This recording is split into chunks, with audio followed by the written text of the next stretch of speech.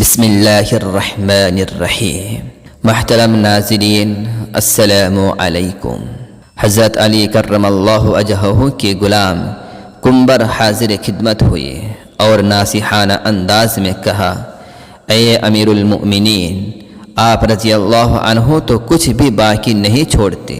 آپ رضی اللہ عنہ کے اہل خانہ کا بھی اس مال میں حصہ ہے۔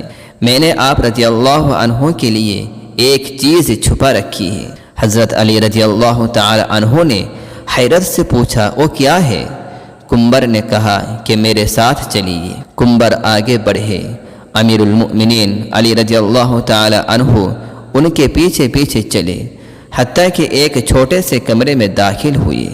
اس میں ایک دیوار کے نیچے بڑی بوری سی رکھی ہوئی تھی، جسے ایک چادر سے ڈھانپا گیا تھا۔ حضرت علی رضی اللہ تعالی عنہ نے اس کو کھولا تو پتہ چلا کہ یہ سونے کے برتنوں اور چاندی کے برتنوں سے بھری ہوئی ہے، جس پر سونا جڑا ہوا ہے۔